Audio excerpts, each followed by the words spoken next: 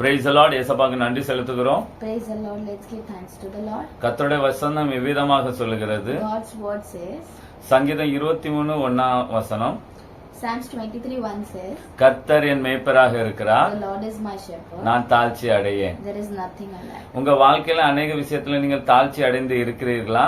There are a lot of things in your life that you are down right now with. நீங்க குறைவுபட்டு இருக்கிறீர்களா? There are things that you are less with. நீங்க கஷ்டப்பட்டு இருக்கிறீர்களா? Are you in sorrow? நீங்க கண்ணீரில இருக்கிறீர்களா? Are you in tears? But ஏசப்பாவினுடைய வசனம் சொல்லுகிறது. God's word says. கர்த்தர் என் மேய்ப்பராக இருக்கிறார் என்று தாவீது சொல்கிறார். The Lord is my shepherd, David says. நீங்களும் தாவீது சொன்ன மாதிரி சொன்னால் if we say the same thing like David said, உங்கள் வாழ்க்கையில ஒரு குறையும் வராது. ஹல்லேலூயா. we will have nothing that we lack in. ஏனென்றால் யோவான் 14 அதிகாரத்தில் சொல்லப்பட்டிருக்கிறது. John 14 says. ஏசப்பா சொல்கிறார். Jesus says. நானே நல்ல மேய்ப்பனாக இருக்கிறேன் என்று. I am the shepherd. Good shepherd என்று சொல்லப்பட்டிருக்கிறது. I am the good shepherd. அப்ப ஏசப்பா நம் வாழ்க்கையில மேய்ப்பனாக இருக்கும்போது when Jesus Christ is a shepherd, அவர் நம்மளை புல்லுள்ள இடத்திலே மேய்க்கிறார்.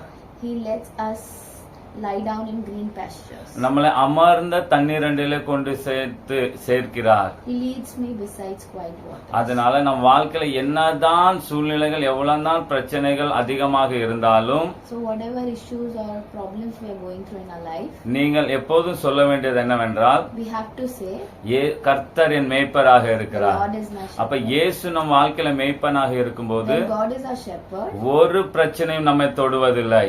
none of the problems touches us. உங்க வாழ்க்கையில இயேசு கிறிஸ்து அற்புதங்களை செய்ய நல்லவராக இருக்கிறார். The Lord Jesus Christ is wonderful and he can work miracles so in life. இன்றைக்கு இயேசுவினுடைய வசனத்தை நான் உங்களுக்கு சொல்லியுள்ளேன். in today's word சொல்லி இருக்கிறேன். we have seen அந்த வசனம் உங்களை ஆசீர்வதிக்கும். it will bless you.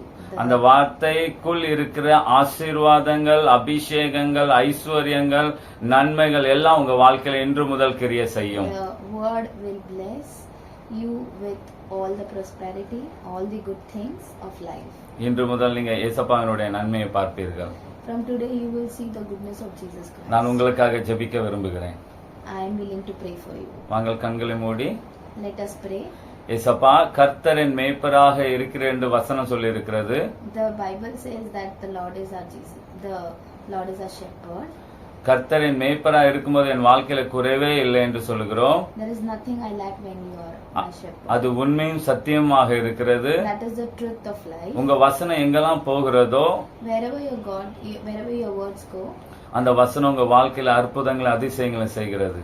it should work miracles and wonders in your life. ஏசப்பா இத கேக்குற ஒவ்வொரு வாழ்க்கையிலையும் whoever is listening right now, அவங்க வாழ்க்கையில நன்மை உண்டாவதாக. let goodness be filled in their life. ஆசீர்வாதங்கள் உண்டாவதாக. Let there be lot of blessings in their life. பெருக்கம் உண்டாவதாக. lot of prosperity in their life. இயேசுவின் நாமத்தினால நாங்கள் சொல்லுகிறோம். In the name of Jesus. அவர்கள் கடன் பிரச்சனைகள் எல்லா பிரச்சனைகளும் மாறி போவதாக. all their debts should be cleared. all their problems should be cleared. அவங்க வாழ்க்கையில நன்மை உண்டாவதாக. Their life should be filled with goodness. இயேசு கிறிஸ்துவின் நாமத்தினால நாங்கள் In the ஆசீர்வதிக்கிறோம். name of Jesus Christ we bless these people. Amen amen. Amen.